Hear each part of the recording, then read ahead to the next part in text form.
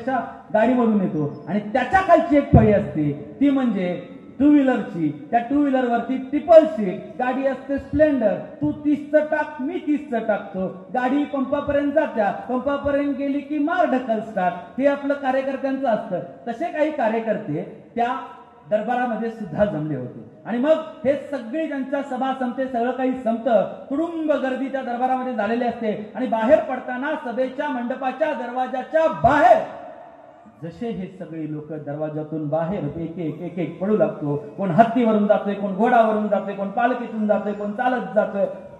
आणि नेमकं खंडागळे नावाच्या एका निजाम सरदाराचा हत्ती पिसाळतो आणि हत्ती पिसाळतो. समोर येईल त्याला चिरडतो, समोर येईल त्याच्या मुंडक्यावरती पाय देतो, समोर येईल त्याला सोंडेत धरून भरकटून टाकतो.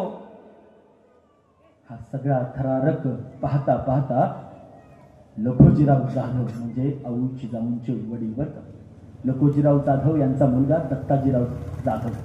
दत्ताजीराव जाधवांनी हे सगळं पाहताना आपल्या सैन्यावरती तो हत्ती येतोय, आपल्या सैन्याला तोडतोय की काय, आपल्या सैन्याला कापतोय की काय, आपल्या सैन्याला मारतोय की काय, या भीतीपोटी तलवार हातामध्ये घेऊन पुढे चाल करतो आणि खंडागळींचं अतोनात प्रयत्न चाललेले असतात हत्तीला आवरण्याचे. पण यांचं काय आता खरं नाही असं म्हणतच संभाजी पुढे जातो. संभाजी कोण? शहाजी महाराजांचा चुलत बंधू.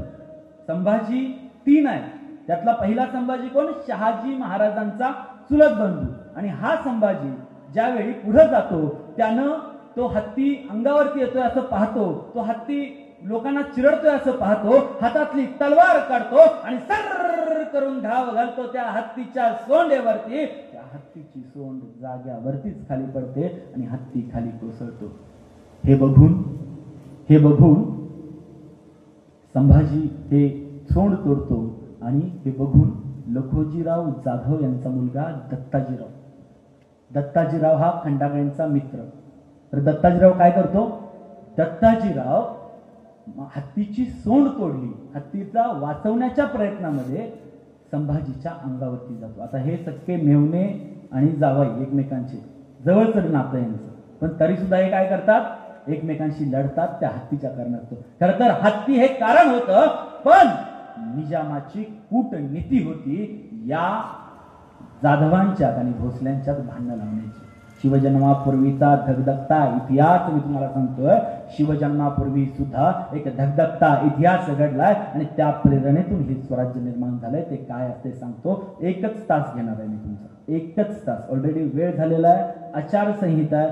जे काही सांगतोय ते लक्षपूर्वक ऐका, कारण की हा इतिहास आज महाराष्ट्रापासून कुठंतरी वंचित ठेवण्यात आलाय. महाराष्ट्राला हा इतिहास माहित नाही, कारण की आऊ जिजाऊ काय आहेत, एक माता काय असते हे मला तुमच्या प्रत्येकाच्या काळजापर्यंत पोहोचवायचं आहे.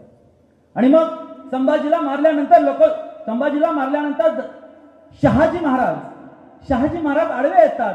पण शहाजी महाराज आडवे आलेले आहेत. संभाजीला मारताना शहाजी महाराज जसे आडवे आले तसं लखोजीराव चिडतो. कारण हत्तीची सोंड तोडल्यानंतर जसं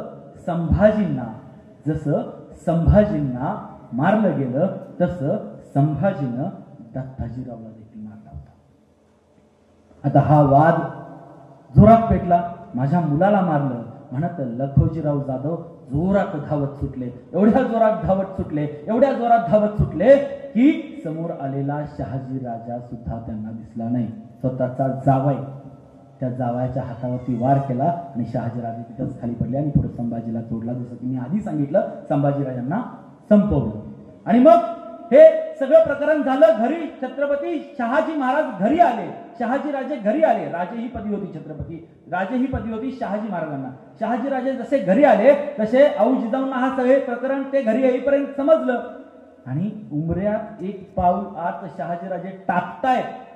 1 पाऊल उंबऱ्यात आहे, 1 पाऊल बाहेर आहे. तेवढ्यात इकडून जिजाऊ कडाडतात.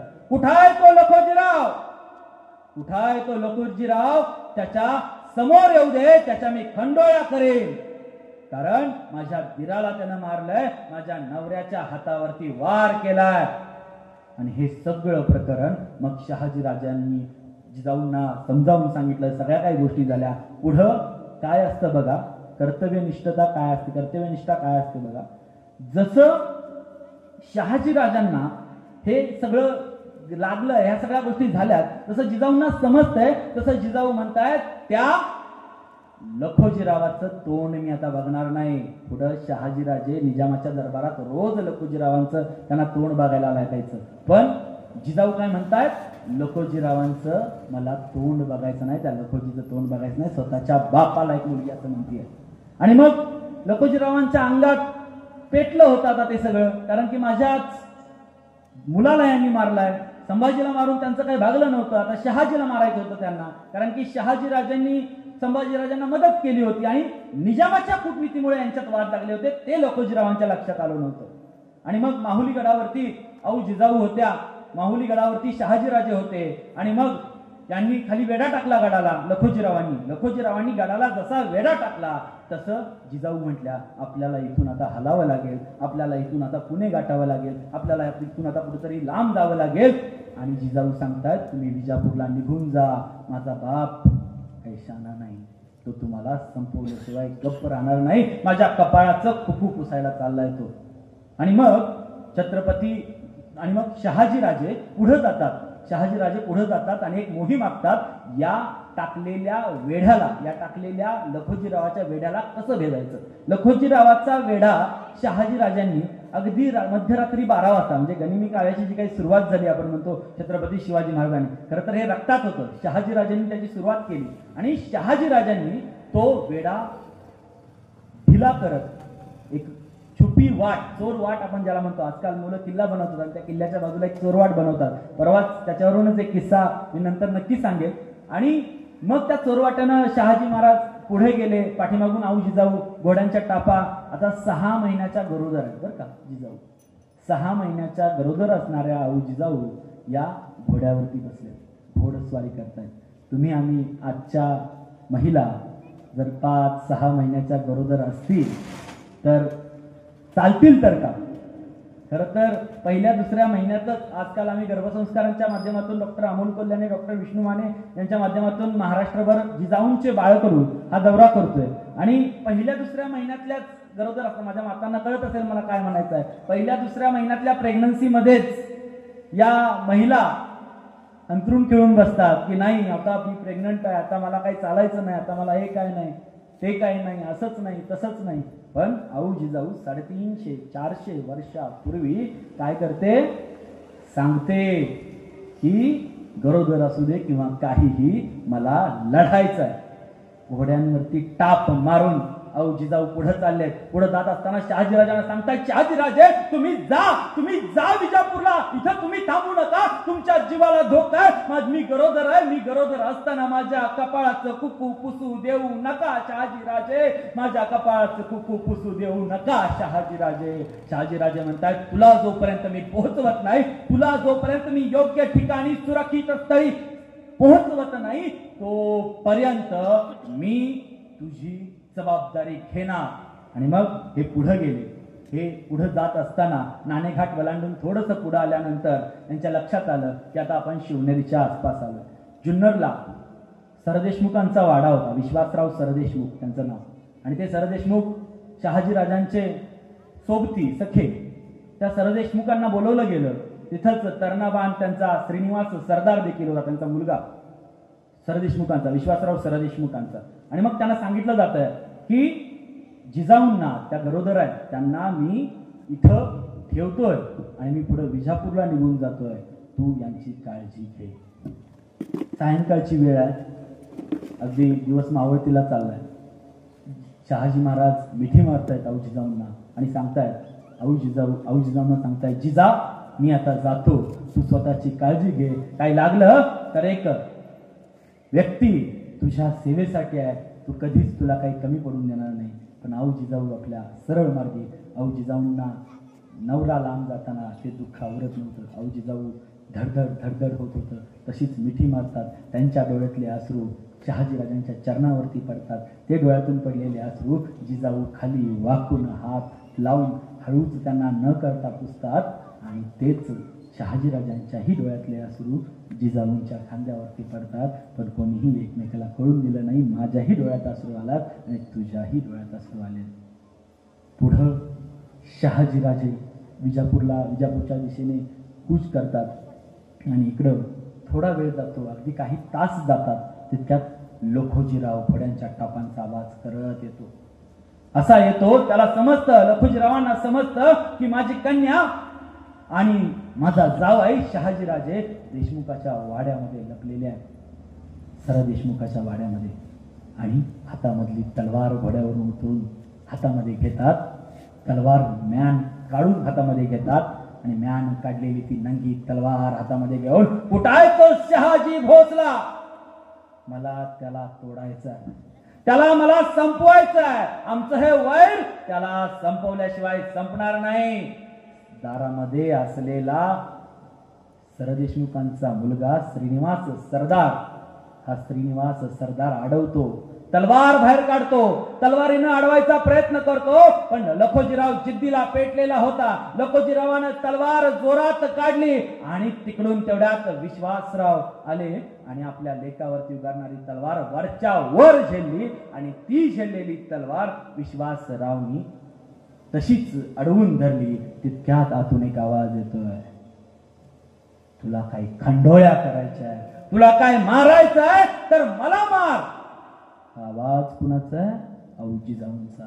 कपाळावरचं कुंकू, कपाळावरचं मोठं कुंकू विस्कटलेलं आहे, केस विस्कटलेला आहे आणि अशा आवाजात जिजाऊ म्हणतायत, तुला मारायचं आहे, तुला लढायचं आहे ना, तर माझ्याशी लढ. माझा नवरा शहाजी राजे भोसला विजापूरला सुखरूप गेलेले आहेत, तुला जी लढाई करायची असेल तर माझ्याशी लढ. एवढं बोलताच क्षणी आपल्या लखोजीरावाच्या हातातली तलवार गळाली. शेवटी बाप असतो आणि लखोजीराव कडाडतो, तलवार मात्र खाली पडते आणि कडाडतो, ही आपली जीव नाही, ही आपली जीव नाही, ही आपली जिजाऊ नाही, माझी जीव माझी जिजाऊ अशी नव्हती, ही तर साक्षात आई तुळजा भवानी जगदंबा. जगदंबे, तुला सांभाळायला तुझ्या नवऱ्याला तू जड झाली असशील म्हणून तुला तो इथं टाकून गेलाय, तुला सांभाळायला मी समर्थ आहे, तू चल. इतक्यात त्यांचं नजर त्यांच्या जिजाऊंच्या पोटाकडे जाते आणि जिजाऊ पुढे पाहत तो म्हणतो, पोरी तू कशीही असलीस, तुझा नवरा कसाही असला तरी मी तुझा बाप आहे ग पोरी, मी तुझा बाप आहे. म्हणतात ना, श्रमलेल्या बापासाठी लेक नारळाचं पाणी आणि लढणाऱ्या लेकीसाठी बाप बुलंद कहाणी, लढणाऱ्या लेकीसाठी बाप बुलंद कहाणी. दुश्मन जरी असला, विरोधक जरी असला, काहीही झालं असलं तरी बापाचं काळीज ते, त्या बापाचं काळीज तुटलं. जीव, तुझी ही गरोदर अवस्था, तुझी ही अशी अवस्था, तुझ्या ह्या अवघडलेल्या अवस्थेमध्ये तुला 4 गोड घास घालवायचे म्हटलं, हे विसरून मी तुझ्या जीवावरती उठलो. रात्रभर जंगलातून तुला घोड्यांवरून स्वतःच हाल करत यावं लागलं आणि याचा कारणीभूत तुझा बाप आहे. जीव, तुझा बाप आहे, तू चल माझ्यासोबत. जिजाऊ कडाडतात. बापाचं हे हळवं रूप झालेलं बघून जिजाऊ बापाच्या जवळ येतात आणि बापाला मिठी मारतात, पण जिजाऊ मिठी मारून तशाच माग सरतात आणि म्हणतात, आबा आबा, जरी मी तुमची माहेरवाशी नसली, जरी मी जाधवांची माहेरवाशी नसली तरी मी भोसल्यांची सासरवाशी नाही. हे म्हटल्यानंतर लखोजीराव म्हणतात, नाही पोरी खराय तुझं, नाही पोरी खराय तुझं, एक कोड सोडवायला गेलो तर दुसरं कोड पडतच ग पोरी. असं म्हणत तर विश्वासराव सरदार तिकडून येतात, पाण्याचा तांब्या घेऊन येतात. विश्वासराव बसा. विश्वासराव म्हणतात, बसा लखोजीराव, बसा आबा, बसून बोला. आणि मग आबासाहेब खाली बसतात, लखोजीराव खाली बसतात, त्यांचं मनोमिलन होतं आणि मग हे सगळं झाल्यानंतर काही चर्चा होतात, काही चर्चा मसलत होते आणि त्यानंतर पोरी तुला काय हवाय, पोरी तुझा हा बाप तुझ्या गरोदरपणा तुला काही नाही देऊ शकला, माग पोरी तुला काय हवाय, माग पोरी तुला काय हवाय. आबासाहेब हे वैर कधी संपणार आहे सांगा, हे भोसल्यांचं आणि जाधवांचं वैर कधी संपणार आहे सांगा आबासाहेब. तर आबासाहेब म्हणतात पोरी हे आमचं हाडामासाचं वैर आहे, पोरी हे आमचं हाडामासाचं वैर आहे, हे असं तसं संपणार नाहीये.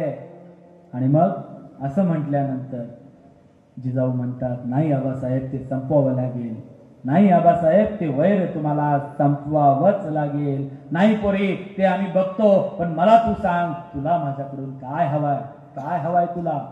जिजाऊ म्हणतात आबासाहेब माझी काही अपेक्षा नाही, माझी तेवढीच तुमच्याकडून मागणी आहे, माझी विनंती आहे. जिजाऊ पटकन उठतात आणि आबांच्या पायाजवळ जाऊन बसतात आणि आबांना म्हणतात आबा वरती गडावरती शिवनेरी गड आहे, सुरक्षा आहे, सगळ्याच गोष्टी चांगल्या आहेत, माझी तेवढी तिथं सोय करा. आणि मग लखोजीराव दुसऱ्या दिवशी सकाळी उठून आऊ जिजाऊंना आणि सरदेशमुखांना त्यांच्या पत्नीला लक्ष्मीबाईंना घेऊन गडावरती जात आहेत. शिवनेरी गड गडावरती शिवाई देवीचं मंदिर आहे आणि त्या शिवाई देवीच्या मंदिराचा दर्शन घेतात. आणि मग लखोजीराव म्हणतात पोरी पुढं लेण्याद्री आहे, पुढं लेण्याद्री आहे, तुला काहीही लागलं तर तिथपर्यंत निरोप पोहोचव, तुला सगळं मिळून जाईल.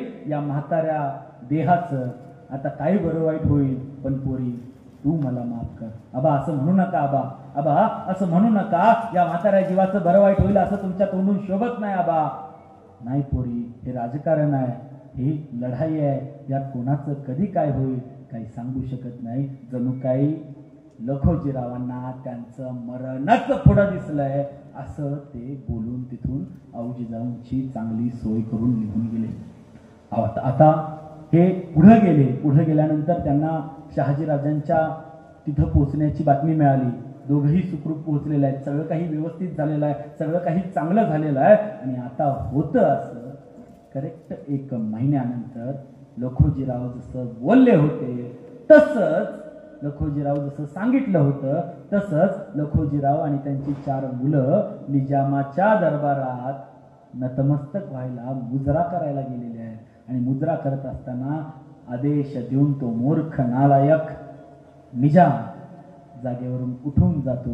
मान लखोजीरावांची आणि 4 मुलांची मुजरा घालून खाली वाकून वर होत नाही, तेवढ्यात संप करून वार होतो आणि लखोजीरावांचा मृत्यू त्यांच्या 4 मुलांसहित होतो.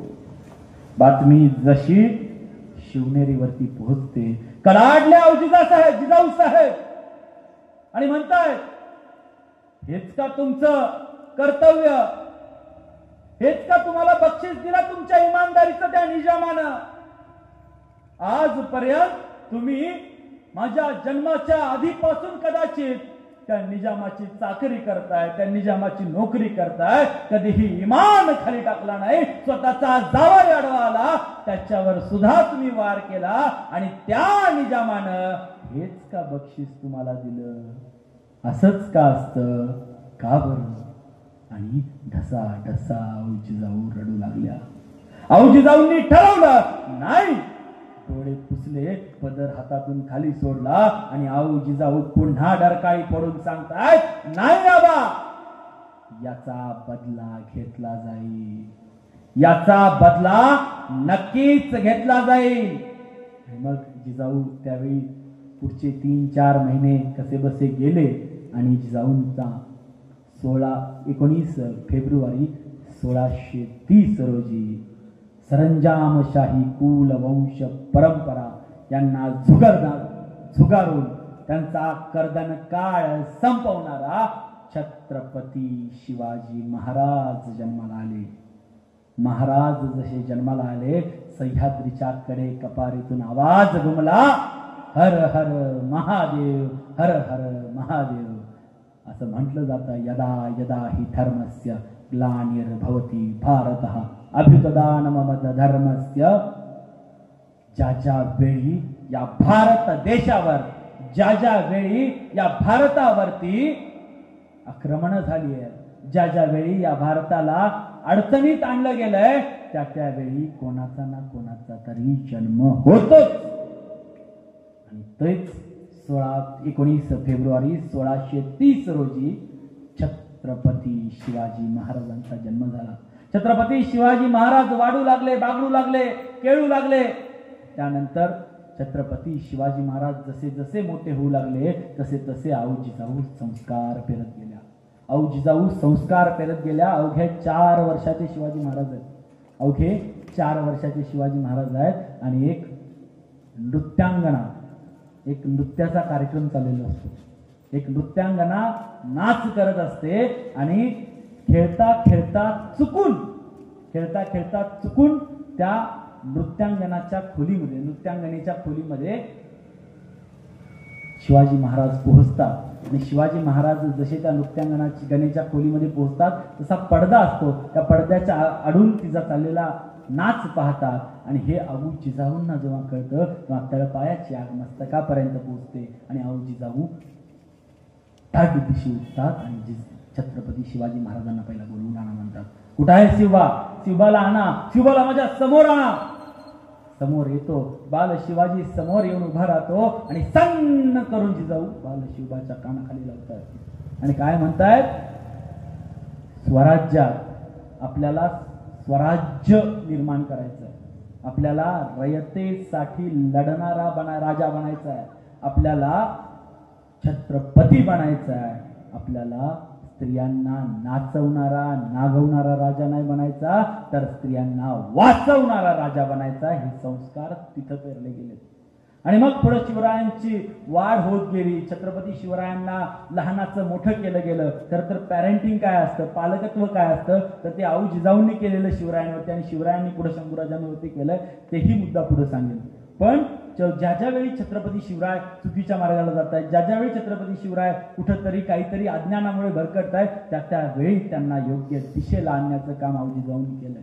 त्यानंतर आऊ जिजाऊंनी दादोजी कोंडदेव यांच्या हाताखाली छत्रपती शिवरायांना तयार केलं, त्यांना गुरु केलं आणि दादोजी कोंडदेवांच्या तालमीत छत्रपती शिवराय घडू लागले. जसे ते पुण्याला आले, पुण्याला आल्यानंतर त्यांचे विविध सवंगडी म्हणले, सगळं काही गोष्टी व्यवस्थित चालू झाल्या आणि शिवरायांच्या आतून स्फुरण आलं, शिवरायांच्या आतून एक ऊर्जा पेटली की नाही, मला या रयतेसाठी काहीतरी करायचं आहे. आजपर्यंत या रयतेला नाचवणारे, नागवणारे, त्यांच्या आबरूचे लटकरे उठवणारे, गोरगरिबांना जाच करणारे, शेतीला त्रास, शेतकऱ्याला त्रास देणारेच इथं आलेले आहेत. आणि आपल्याला इथं असा राजा बनवायचा आहे की जो या सगळ्यांची मात करून एक जबरदस्त योद्धा बनेल. आणि हे बाळकडू छत्रपती शिवरायांच्या वरती पेरले गेले. आणि मग छत्रपती शिवाजी महाराज बनू लागले, घडू लागले, अडखळू लागले, पडू लागले, धडपडू लागले. जे काही होतंय त्यातून मात्र स्वराज्याचा धगधगता लावा, स्वराज्याचा एक जबरदस्त योद्धा तयार होऊ लागला. छत्रपती शिवाजी महाराजांचं वय 16 आहे. रायरेश्वराची शपथ घेत आहेत आणि रायरेश्वराच्या शपथीनंतर स्वराज्याची शपथ घेत आहेत रायरेश्वराच्या मंदिरामध्ये स्वतःची करंगळी चाटून. आणि त्या शपथीनंतर अवघ्या काही दिवसात शपथविधी होतो आणि अवघ्या काहीच दिवसात शिवाजी महाराज फेरफटक्याला गेलेले. महाराज फेरफटक्याला गेलेला असताना एक साधारणसा माणूस, अगदी 4.5-5 फुटी उंचीचा माणूस महाराज घोड्यावरती आहेत आणि पाठीमागून येतो, राज राज राज राज मला वाचवा, राज मला तुम्ही वाचवा, राज मला यातून बाहेर काढा, राज मला न्याय द्या, राज मला न्याय द्या. राजांना कळत नाही हे नेमकं कोण आवाज येतोय, कुठून आवाज येतोय. राजांनी घोड्याचा लगाम तिथंच खेचला, घोड्यावरून टन करून उडी मारली आणि राजे मागे वळून पाहतायत. तर एक साधारणचा असा माणूस, मिडल एजचा, मध्यम वयाचा साधारणसा माणूस राजाजवळ येतोय आणि राजाच्या पायावरती लोटांगण टाकतोय आणि म्हणतोय, राज माझ्यावरती होणाऱ्या अत्याचाराला, माझ्या मुलीवरती झालेल्या बलात्काराला न्याय द्या, राज न्याय द्या. हा न्याय, ही न्यायाचा हुंदका त्या साधारणच्या वयोवृद्धाच्या तोंडातून बाहेर पडतोय. तसं राजाला त्याचं दुःख बघवत नाही. काय झालं, काय झालं, काय झालं सांगशील का, काय झालं कळेल का मला, मला सांग, सांग, मी तुझी अडचण सोडवतो. कोणी केलं, काय केलं, कसं केलं. आणि मग तो सांगतो, माझं रांजगाव आहे आणि त्या रांजाचा पाटील आहे, त्या पाटलानं माझ्या मुलीवर बलात्कार केलाय, तिच्या वेशी, तिच्या अब्रूचे लष्करे गावच्या वेशीवरती टांगलेत राज, तिला प्रचंड त्रास दिलाय राज, प्रचंड त्रास दिलाय. राजांच्या तळपायाच्या मस्तकापर्यंत पोहोचली. राजांना कळत नाहीये काय करावं, कसं करावं, कोणाला बोलावं. राजे राजे राजे पोहोचले, राजे पोहोचले, राजे लाल महालामध्ये पोहोचले, राजे महालामध्ये पोहोचले. पोहोचल्या पोहोचल्या यसाजी, तो रांजाचा पाटील कोण आहे, तो रांजाचा पाटील कोण आहे, त्याला बोलवून आणा यसाजी, त्याला घेऊन या, त्याला आत्ताच्या आत्ता ताबडतोब इथं हजर करा यसाजी. यसाजी जातात. रांजाचा पाटील कडीपाटावर बसलाय. कोण? मी यसाजी, शिवाजीराजानं धाडलंय. का? तुम्ही महिलेवर अत्याचार केलाय, तिला त्रास दिलाय, तिच्या अब्रूला तुम्ही गावच्या वेशीवरती नाचवलंय. कोण शिवाजी? तो नावाचा शिवाजी असेल, तो नावाचा राजा असेल, मी वतनाचा पाटील आहे. हे होत राहतंय म्हणून सांग जा तुझ्या राजाला, मी काय येणार नाही. हडक्या आवाजात यसाजीला सांगितलं. यसाजी ऐकतोय कुठला? नाही नाही, तुम्ही चला, तुम्हाला राजाने बोलावलंय. यसाजी आला तसा परत आला रिटर्न. कारण की राज, अहो तू पाटील आहे म्हणतोय, तू तुम्हाला असं म्हणतोय, तू तुम्हाला तसं म्हणतोय राज, असं कसं होईल राज, असं तुम्हाला कोण म्हणू शकतं का राज? यसाजी, की तुम्ही एकटे मागच का आला? तुम्ही असं माग नाही यायला पाहिजे होतं, तुम्ही घेऊन या, किती पाहिजे तेवढी फौज सोबत घेऊन जा. 20 मावळ्यांशी यसाजी पुन्हा गेले आणि त्या रांजाच्या पाटलाला उचलून घेऊन आले. दरबारात समोर उभे केलेत. आऊ जिजाऊ शेजारी बसल्यात. आऊ जिजाऊंना हे काही प्रकरण माहित नव्हतं अजून. आणि शिवाजी राजे 16 वर्षाचे, बरं का, 16 वर्षाचा शिवाजी राजा आहे. आजकालची 16 वर्षाची पोरं धड मिसुर्ड नीट फुटलेलं नसतंय आणि गाडीवरनं जात इकडं बघ का तिकडं बघ आणि नको त्या गोष्टी करत आपल्याच भगिनींना जाच करत फिरतात. पण म्हणजे ह्यातून घ्यायचं काय ते मला सांगायचं आहे. राजा 16 वर्षाचा आहे आणि 16 वर्षाचा राजा न्याय करतोय. न्याय काय करतोय? समोर आणा त्याला, समोर आणा त्या पाटलाला. आणि तो रांजाचा पाटील महाराजांच्या समोर येतोय, महाराजांच्या समोर येतोय. आता 20 जण समोर गेलेत म्हणल्यावर तुझा सगळा माज तिथंच उतरला. कारण की एवढ्या 20 जणांच्या फौजेनं त्याला साधं उचलून आणलं नसेल, आणताना काही सरळ आणला नसेल. आणि मग समोर जसा बसवतायत त्याला तसा, राजे मला माफ करा, राज मला माफ करा, माझी चूक झाली, राजा माझी चूक झाली. काय वाया करताय? छत्रपती शिवाजी महाराज म्हणतात, तीही मुलगी जिच्यावर तू बलात्कार केला, जिच्यावर तू अत्याचार केला, ती ही मुलगी तुझ्या समोर अशीच गयावया करत असेल, अशीच गिडगिडत असेल, असंच सांगत असेल, मला सोडा हो, मला वाचवा, मी लहान आहे, मला सोडा. त्यावेळी नाही तुझ्या आतला माणूस जागा झाला आणि माझ्या पुढे का गिडगिडतोय? मला याचं तोंडही बघायचं नाही.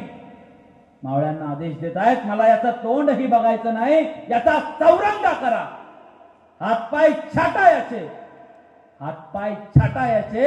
आणि पाटील आहे ना, लय कुमकुमे आहे ना याला, तर गाढवावरती बसवा आणि सोडा रांजामध्ये, काढा भिंड याची. अक्षरशः राजांनी हातपाय तोडले, गाढवावरती बसवलंय आणि त्या रांजा गावामध्ये त्याची भिंड काढली. हा न्याय निवाडा राजांच्या काळात होता. मध्यंतरी निगडी प्राधिकरण पुण्यामध्ये जिथं मी राहतोय तिथं दहीहंडीचा कार्यक्रम होता आणि त्या दहीहंडीच्या कार्यक्रमामध्ये मला बोलवण्यात आलं. आणि नेमकं दहीहंडीचा दिवस आणि त्याच्या आधीचे 4 दिवस या महाराष्ट्रामध्ये नव्हे तर या देशामध्ये कलकत्त्यामध्ये एका डॉक्टरवरती अत्याचार झाला, तिच्यावरती हल्ला झाला, तिच्यावरती बलात्कार झाला. त्यानंतर बदलापूरची घटना तुम्हाला आम्हाला माहिती आहे, लातूरला झाली, परत कोल्हापूरला झाली. महाराष्ट्रातून सगळीकडून बलात्काराच्याच बातम्या येऊ लागल्या. आणि मला त्या प्रतिष्ठानच्या युवकांनी सांगितलं, साहेब आपली ही दहीहंडी आहे, या दहीहंडीला आपण यावेळी कुठल्या सेलिब्रिटीला बोलवलं नाही. कारण की पुण्यामध्ये दहीहंडी म्हणलं की दादा मोठ्या सेलिब्रिटींना बोलवलं जातं, मोठ्या आजकालची काय ती कुठली नृत्यांगना गौतमी अशा लोकांना बोलवलं जातं आणि मग त्यांचा नाचगाण्याचा कार्यक्रम केला जातो. पण मला त्यांनी सांगितलं, साहेब यावेळी तुम्ही असं काहीतरी करा, असं काहीतरी सांगा की त्या झालेल्या प्रकरणाला आपल्याला निषेध करायचा आहे. मी म्हणलं मी काय सांगणार नाही, त्या मातीमध्ये अशी काही माणसं आहेत, त्यांनी जे केलंय त्यांचं कर्तृत्व सांगेल. मी फक्त त्यांचं कर्तृत्व काय आहे हे 2 मिनिटात तुम्हाला सांगतो. असं सांगून मी माईक हातामध्ये घेतला आणि सांगितलं, याच मातीमध्ये सांगली जिल्ह्यामध्ये ज्या ज्या वेळी स्त्रियांवरती बलात्कार झाला, ज्या ज्या वेळी अत्याचार झाला, ज्या ज्या वेळी स्त्रियांना नाचवलं गेलं, नागवलं गेलं, त्या वेळी बापू बिरू वाटेगावकर नावाचं एक वादळ समोर उभं राहिलं. स्वतःच्या मुलाला सुद्धा सोडलं नाही. आणि एवढंच नव्हे, कारण छत्रपती शिवरायांचा आदर्श त्यांनी घेतला होता. इथंच थांबलो नाही, अजून एक गोष्ट सांगितली. ठाण्यामध्ये धर्मवीर अनंत दिघे